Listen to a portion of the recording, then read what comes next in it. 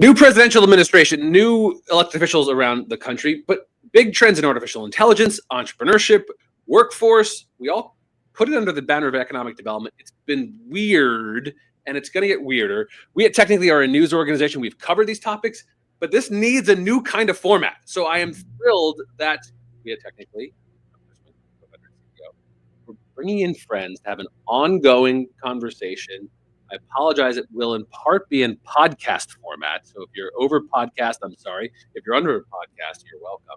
We're going to talk about entrepreneurship-led economic development growth, technology, how it's taking place at the local level, though. This is not another national conversation. This is how national plays out locally. That's the theme.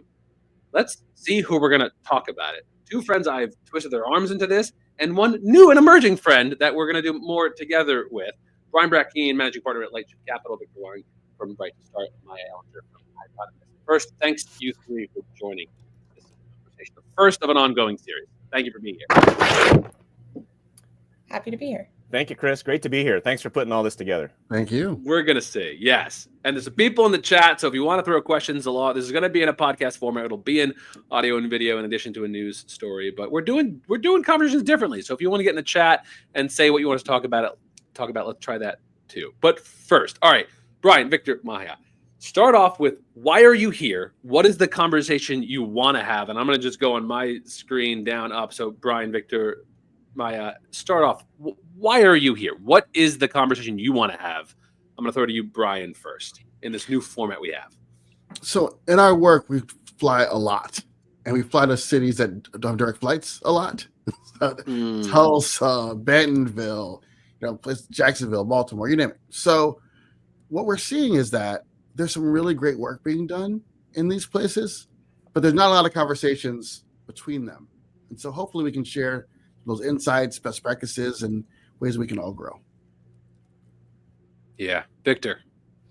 Well, aside from you twisting our arms, Chris, and our love for you and admiration for you, I think this is one of the most important conversations in America today that's not happening at a national level, which is how are we renewing our country from the bottom up? And it's happening everywhere. I just took a road trip across the country last fall from Southern California all the way to Washington. We hit 15 cities in 13 states. And this country, if you read the national news, we're in, it's just dysfunction and polarization and decline and division and nothing's going right. And there's a sense that why can't we fix it? What's going wrong? But then when you meet the entrepreneurs on the ground, you meet the communities that are rebuilding, it is so inspiring. There's so much going on and we just don't hear about it. And they don't even know each other. Everyone's just doing it on their own. And it's time to start to have that conversation about it's time to reboot America, and the entrepreneurs and the entrepreneurial communities are the ones that are doing it from the bottom up. Victor, we'll do that. So, all right, investor Brian, organizer Victor, Maija, fellow journalist, but so much more. Why are you here, Maija? Absolutely. So I'm excited to be here today as a journalist and as an editor for Hypotamus. I cover the Southeast region. I'm based in Atlanta. So I'm hyper-focused on what are entrepreneurs, what are investors, and what are ecosystem builders doing here in the Southeast.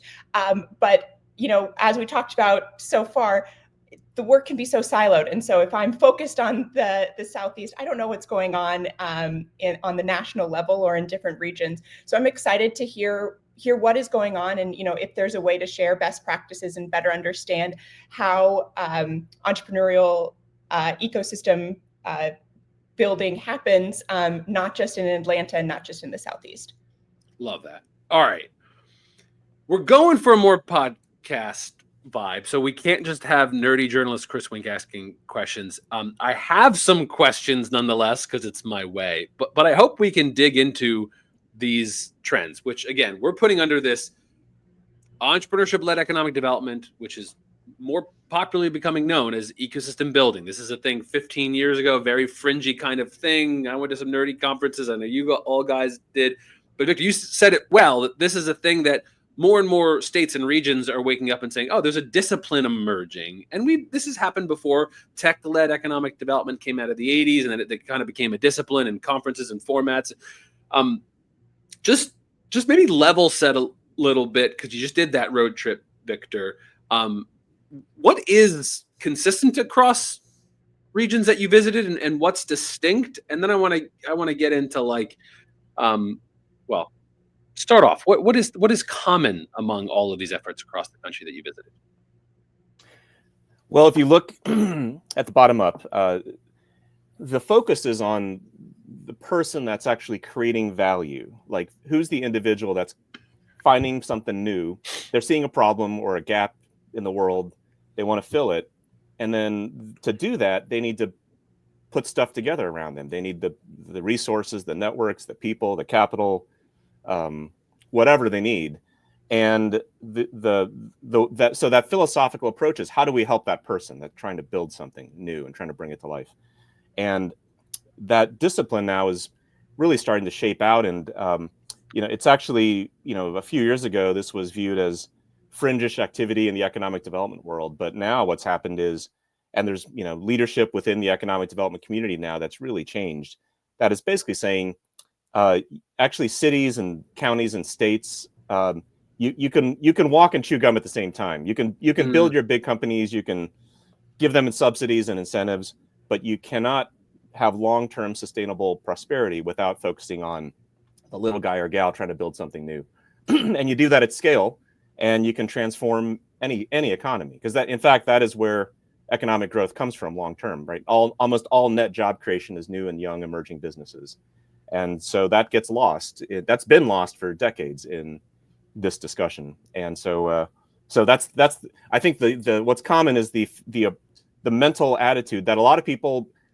I think a lot of people heard about it, but a lot of people just kind of found it by accident because it's the only thing that works. And so, so that's been happening everywhere, and it's just growing.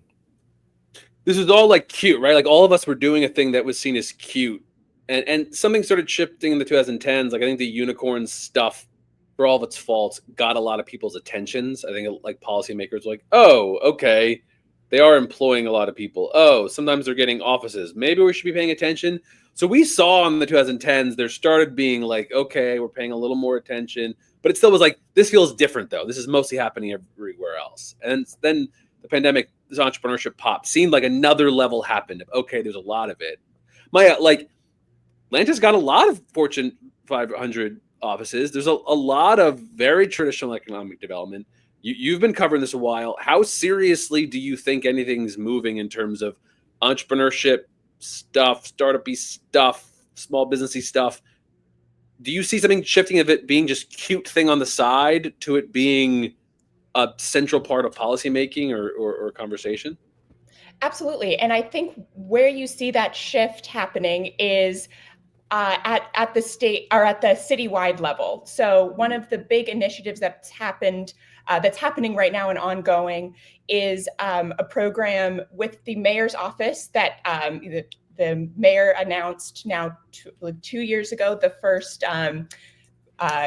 colloquially called the Tech Czar, senior technology officer, and he is working with Invest Atlanta. And it's all about where kind of Atlanta is right now is level setting and about getting the numbers. So there's kind of this census going on in Atlanta saying, hey, if you're a tech founder, we want you to put your information all in this central repository. And the reason for that is there hasn't been a good way to track how many startups are actually in Atlanta, how many people are working at startups, or all of these things. So I think right now what is interesting is we've always known Atlanta has it's been known as a corporate town, a number of Fortune 500s here. We know that there's a great and thriving technology scene. We've seen the Calendly's, the SalesLoft successes, but we just don't know how big the universe is and the ecosystem is. So it's interesting for me right now to track, where we are in kind of the timeline of it.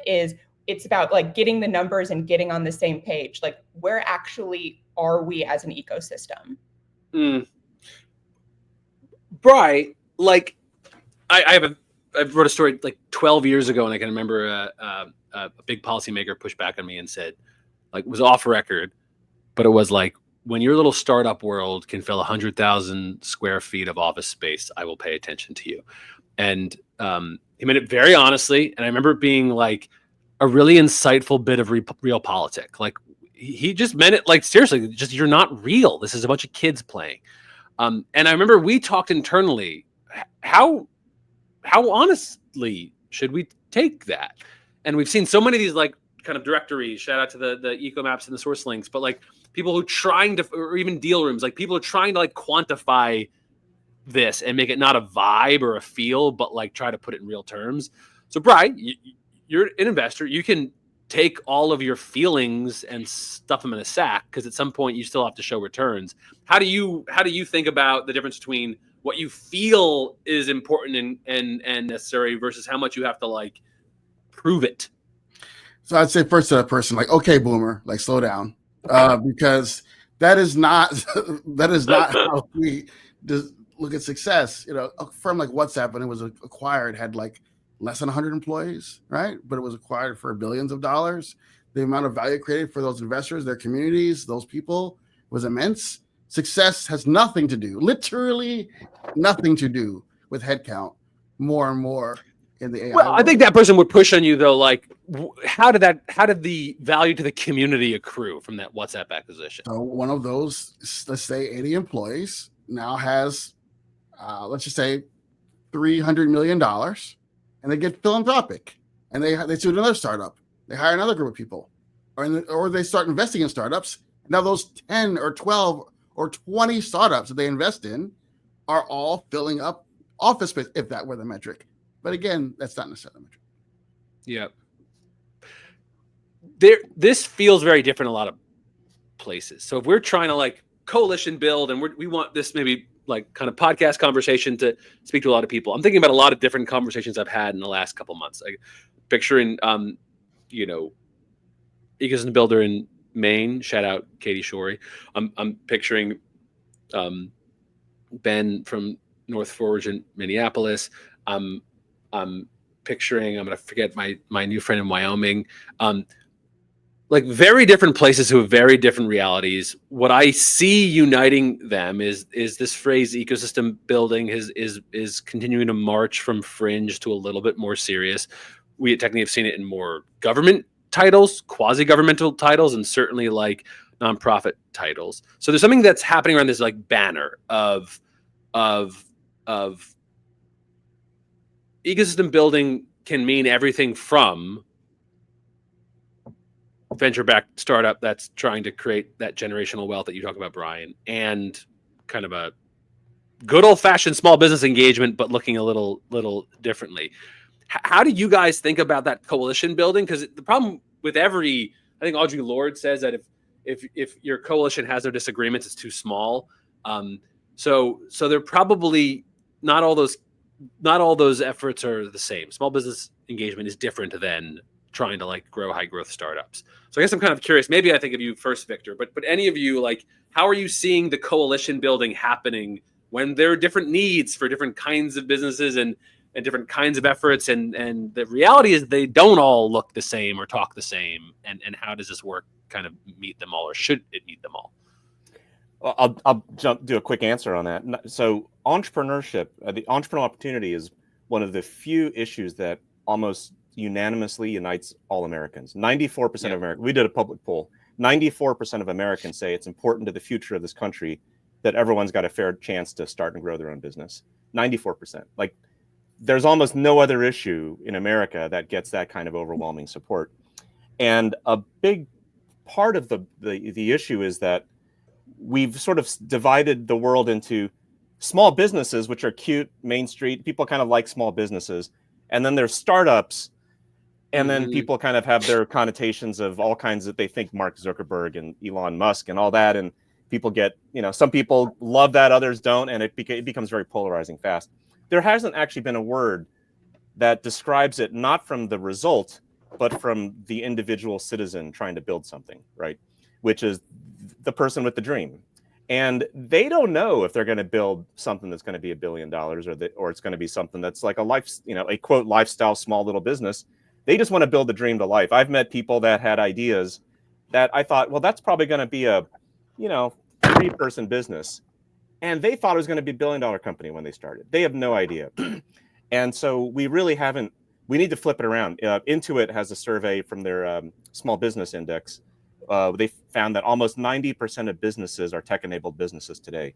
So you actually don't know what's going to scale and grow, and you just have to give everything a shot. And there's great examples of that all over the country now, of someone that just wanted to start something and they thought it'd be kind of cute, and it just took off and it became huge, and it became $1 billion companies. This stuff happens, and we haven't had a word to describe it, and we haven't thought of it as all part of the same spectrum, right? It's a spectrum, and we have to honor that some people, everyone's dreams deserve a shot. And so if we want a coalition build, you can build around what does the individual entrepreneur or citizen think, as opposed to what do we want them to become at the end, because we just don't know. And you have to really allow it to flourish in its own way.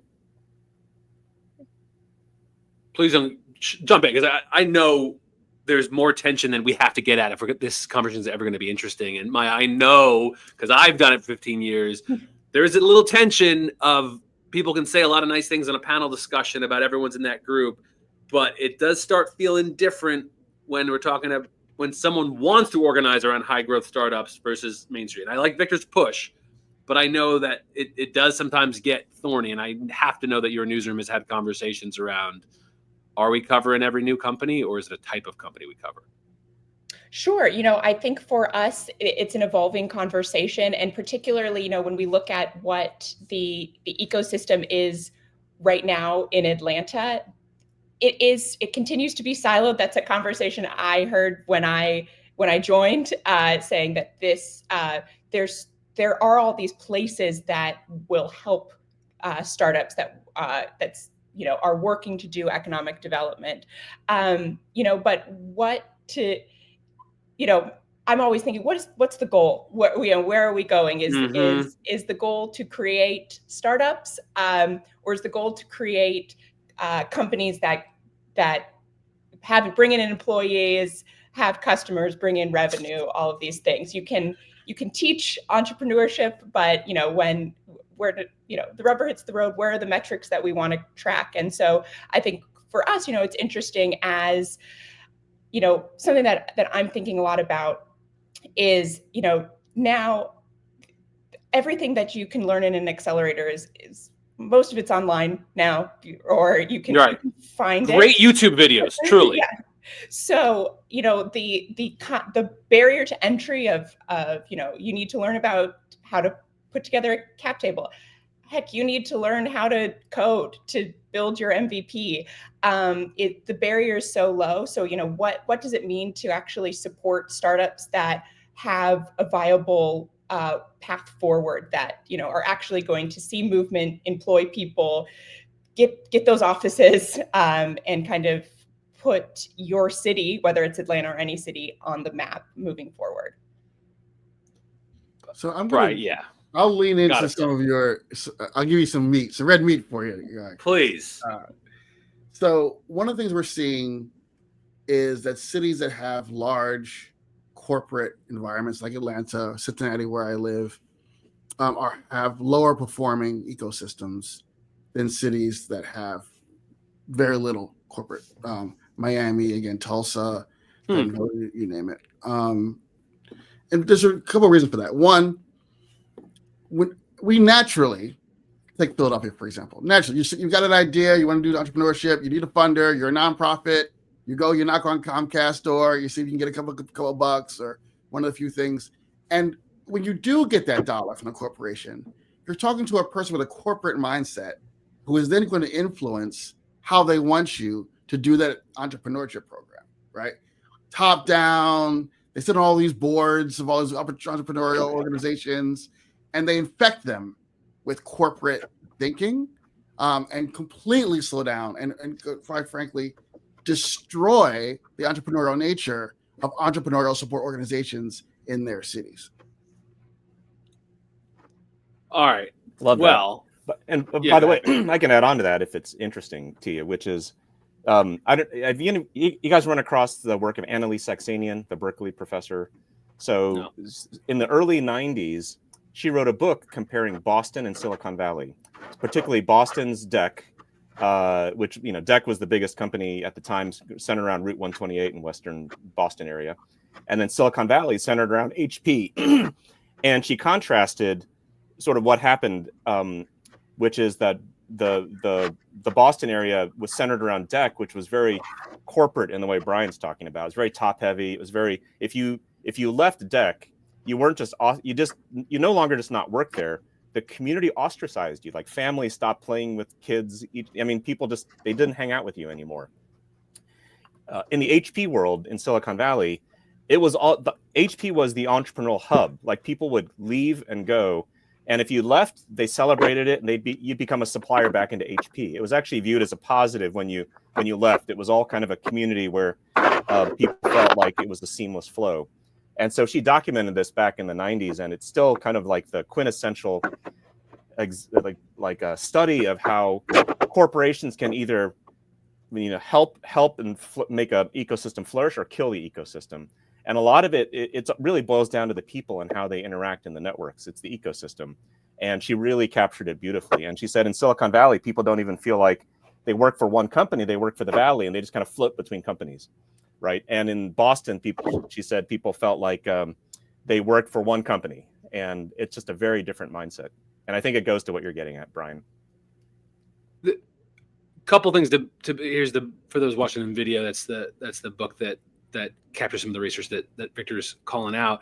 So let me tie this together and then ask you guys maybe a more provocative question to push at, because that theme shows up in other literature. I've not read this, Victor, but I'll add it to the library book. But just in 2023, there was a good history of venture capital that kind of made a similar argument. We technically reference a lot this famous paper from the 80s around structural holes that I think gets at this kind of same idea. The concept of structural holes, that when you look at breakthrough research, it tends to not only happen in even the corporate research lab, which has a great reputation in the mid-20th century.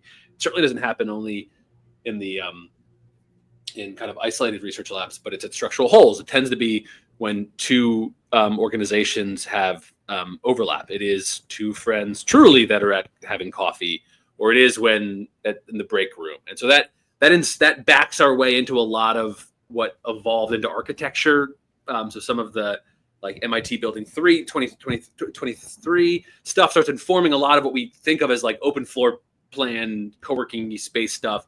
It usually backs its way somewhere. Someone was looking at this research that you needed people to bump into each other. And then the corollary to that, Victor, is you can't have everyone in one institution. You tend to need to break it apart. So here's the thing that I felt like over 15 years of reporting, I've struggled with, because I have, I can probably shout out some regions to make this a more interesting conversation, but we've more than once covered a region that got a lot of momentum of here's the entrepreneurial moment because some really moneyed interest has taken an interest in startups or innovation or whatever, and they throw and consolidate a lot of money and a lot of effort, and it moves very quickly. But I've seen more than once that fall apart when it's a single point of failure, when it's kind of one entity that really concentrates effort. Classic story of I've then seen these other regions that have moved a little slower, but there's a fabric that grows up and there's a lot of overlapping efforts. One of the most common complaints that we've found in regions that I'm sure all of you have experienced in one form, someone's out there complaining, did you know we had 2 startup events the same night? Why can't we coordinate?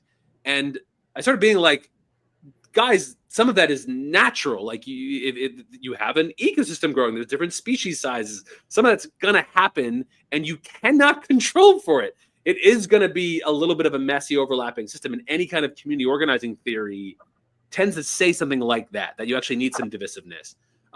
But it's not a very popular thing. And so all of you, I'm sure, have been on a panel where someone has said, we're too siloed. There's not enough of a story. We need one database where it's all going to come together and it'll be perfect. Just like maybe talk a little bit about that, because I think I definitely still see that tension of this kind of ecosystem building conversation of how do we consolidate? One entity is going to do it all.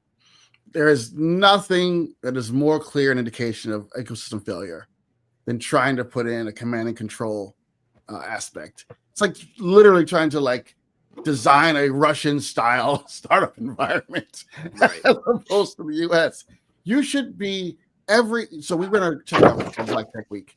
And when we schedule, our goal is that someone says, I am so mad that I could not attend this talk and that talk at the same time, right? Like, I want that complaint. That means you're doing a great job, right? Because if not, someone is picking winners and losers. And we all know none of us are as good at picking winners and losers as we think we are. Totally agree. Silicon Valley has no traffic conductor trying to make sure all the events are coordinated. It's just a bottom-up, chaotic, beautiful mess. And that's the aspiration. You should go for that aspiration where stuff is just emerging and popping all the time, where there's like, hey, there's like 6 different meetups happening tonight. I didn't even hear about them until the last minute, but there's all this stuff happening, right? Because that's what happens in a really robust bottom-up entrepreneurial ecosystem. And I agree. I think trying to coordinate it is you're requiring permission to do stuff, right? And that becomes a drag. Like every week you postpone an event is a week where someone didn't make that connection, didn't learn about that idea, didn't get inspired to do something different. You just want to keep that going constantly. Time becomes a real drag, and waiting for permission, waiting for someone else to go first, all that becomes a drag on your ability to innovate.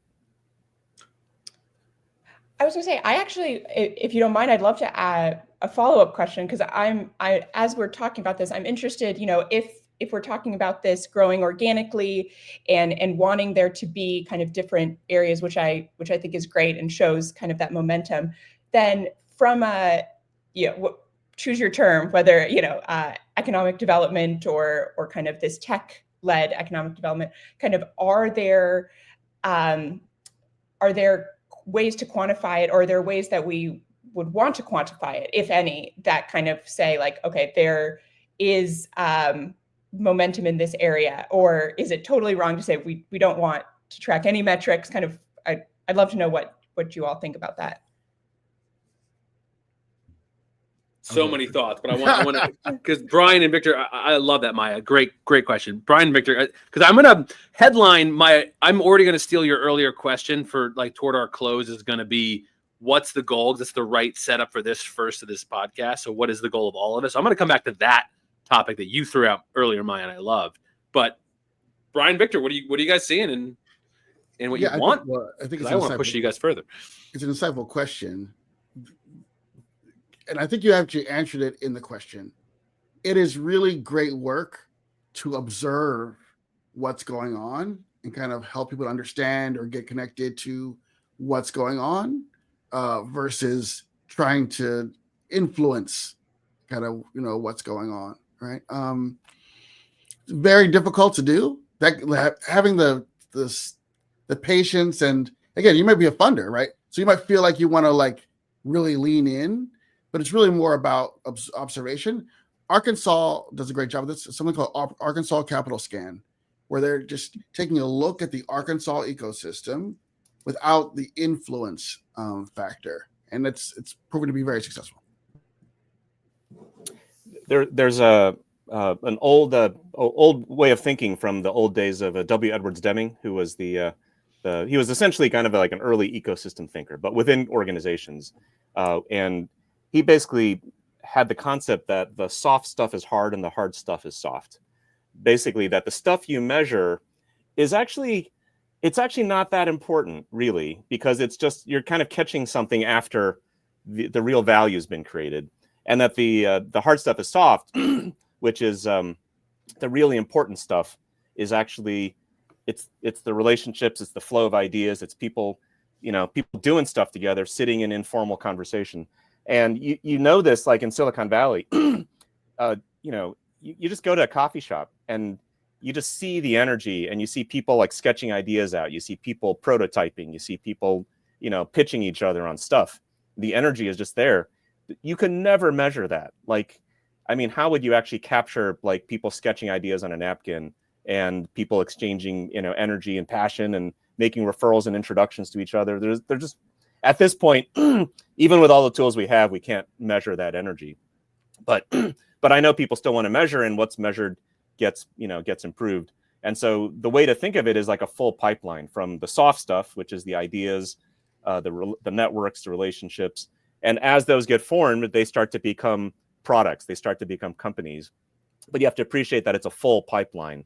By the time it becomes an enterprise and it's a product, it's already gone through a lot to get there, right? And so that, I think that effort of how do we start to think of, economic development is like the extension of a very, to navigate to the point where someone's got a product and a company that they're launching has gone through so much already.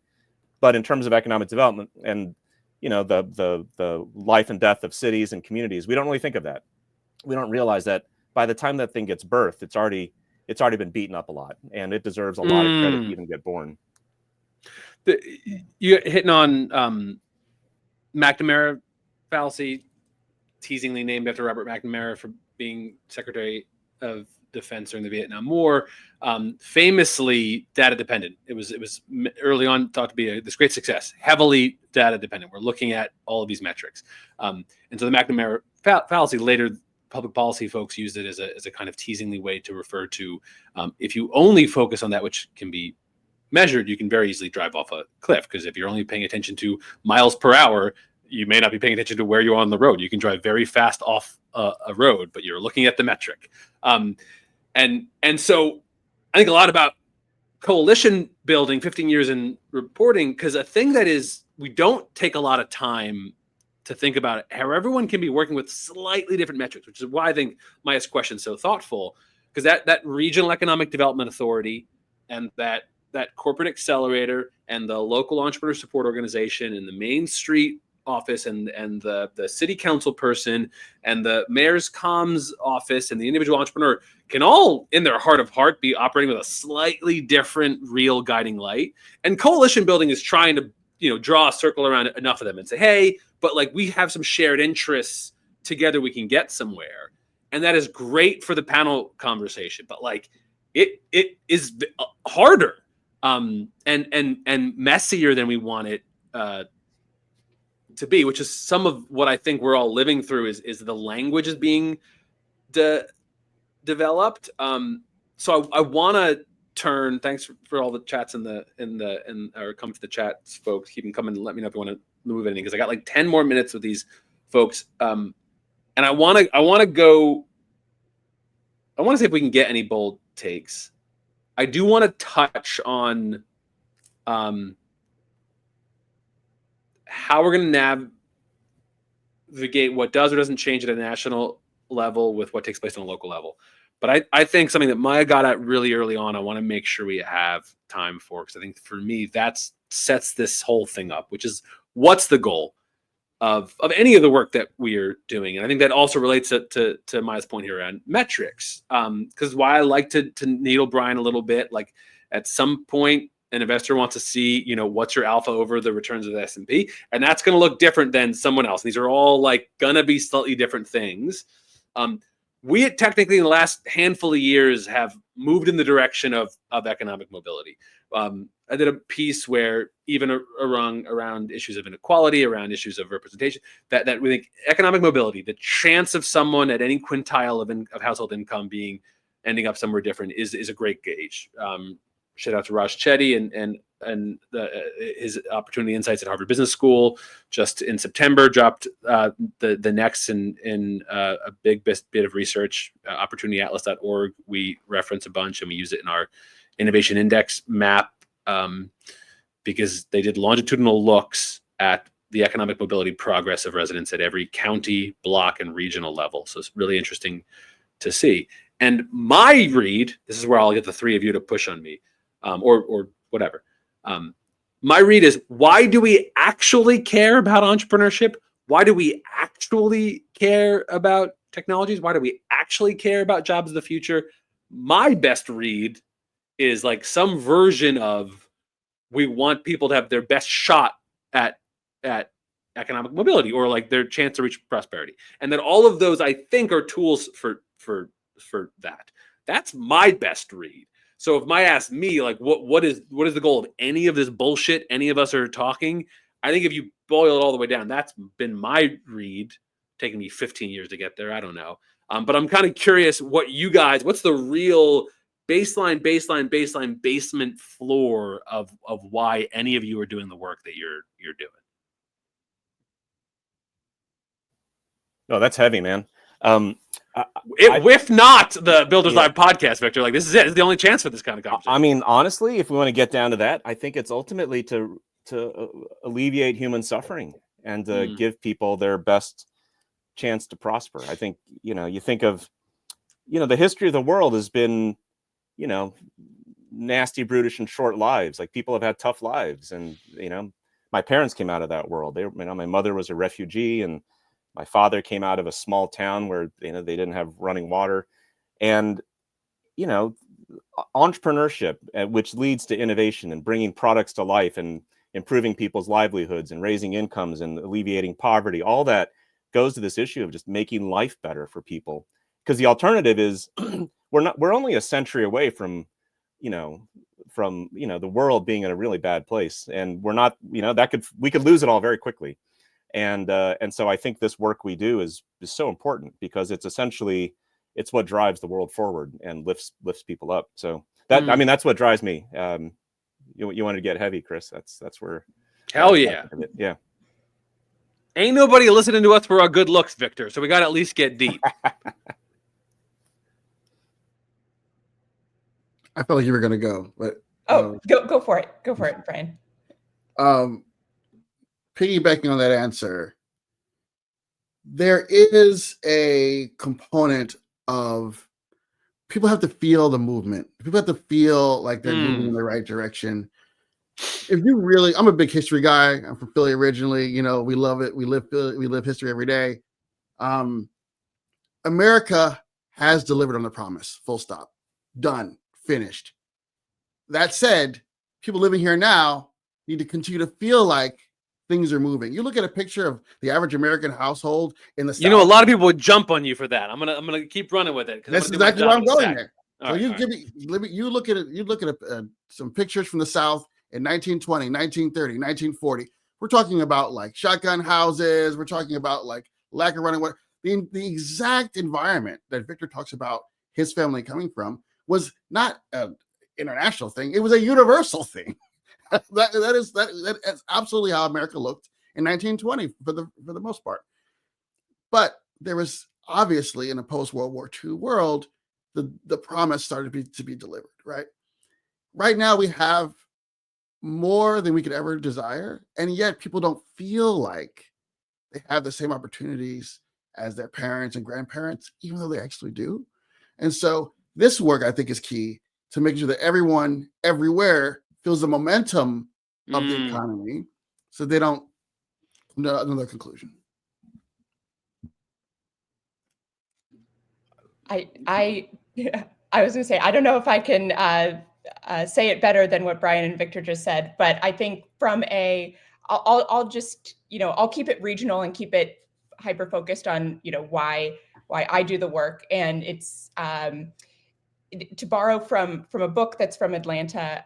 If people are familiar with Ryan Gravel, who created the Beltline, which is movement to, it's more than a walking path, but it's really transformed Atlanta into a live, work, play environment. It has transformed there's, of course, it's not without its controversies, not without it's a living, breathing organization that's trying to build what Atlanta is. But the title of this book is where we want to live. And I think if the reason we're doing this work is that if the only way we can really create the cities we want to live in and create the future we want is if people are able to be part of that business story, that and whether that's why we're all here, if it's being part of creating startups, whether it's being part of creating small businesses that help grow cities. I think there's kind of we want to live in cities that we believe in and want to continue to grow and succeed. And so I think that's, for me, the very basics of why we're here is, look at it from a city, from a community, from a neighborhood perspective. All right. Excellent. Thank you, Maija. So there's our kind of ground floor for this conversation series that we're going to have now over the next few months. This is the why. Before I lose you, we're in a new year. We're in a new administration. Even though we're talking locally, we know this stuff has impact locally. Looking to go out with either like bold prediction for the year or just like a theme that you're watching closely, that if you're an ecosystem builder anywhere in the country, if you're in Maine or Minneapolis or Cincinnati or Atlanta or Alabama or LA, wherever, what's a theme that you should be paying attention to or that you're paying attention to because of that work? So go bold prediction or wimp out and just give me a trend. Well, I'll do a self-serving one. Yeah, let's do it. Yeah, at Right to Start, we are seeing so much energy now to put entrepreneurship front and center in American economic life, and this is happening at the city level, at the state level, and the year has barely started. We've got over half a dozen states that have already introduced Right to Start Act legislation to basically put, to make official entrepreneurship within their states as part of economic development policy, and create offices of entrepreneurship or put leads in charge. I mean, it's an exponential growth in this energy. And I think what we're doing, we're filling a gap in a void in the political space right now, which is people are looking for leadership. They're looking for a path to actually rebuild things again, like get America back to building. Right? This is a startup nation, right? It's supposed to be a startup nation, but I think there's a sense that we've lost some of that mojo. And it's not been fully articulated, but that's what we're sensing, is if we can fill that void with something that people see a path that they can act on, they'll join. And so we're starting to get citizens sign up, and we're certainly getting policymakers moving forward on this stuff. This is it's pretty exciting energy that we're seeing, and it's just continuing to grow. It's getting faster and faster. Maija, Brian, yeah, Brian. Maija, please do go first. Maija, what do you got? Theme or bold prediction? I as a reporter, I will stick with trends that I'm following, not to make predictions. Been there, girl. Yeah. No need to hear prediction from me. I'll refer to the experts on that. Trends I'm following, I want to know, Georgia has kind of staked its claim as a clean tech hub. I want to know, is that possible to continue to grow? Is the momentum still there? Is the legislative framework still there to continue to ensure that Georgia can put its money into clean tech? And what does that mean across the Southeast as well? Brian. For independent of your politics, I think that you're going to see the Trump administration on this topic be very strong. I think that they have an ability to get money and capital off the sidelines and into the machine in a way that Democrats, we're not speaking the right language. And so I'm hopeful to see that capital creating great change. I think we had an announcement, just in the last 24 hours about a $500 billion project called Stargate to help with AI, right? I mean, these are the kinds of announcements that if the U.S. is going to lead and if our communities are going to do well, we've got to keep making these infrastructure investments into innovation. One of the origins of this very conversation as we go out was Victor. In one of our past interviews, you helped give me permission to think a thing that I think I was thinking, which was, it feels different now. I've been at 15 years. Victor, you've been doing it longer than I have, but years of entrepreneurship conversations and tech workforce stuff, it always felt like important, but we felt sidelined. And I do believe that something about artificial intelligence making technology feel realer to people outside the conversation, something about entrepreneurship popping in a way that is numerically apparent, made that go from fringe issue to something realer. It does feel like the bipartisanship, as you're alluding to, Brian, the entrepreneurship, the industrial policy, these are transformative. As a business journalist, these are things that are so different than anything I was reporting on 5 to 7 years ago.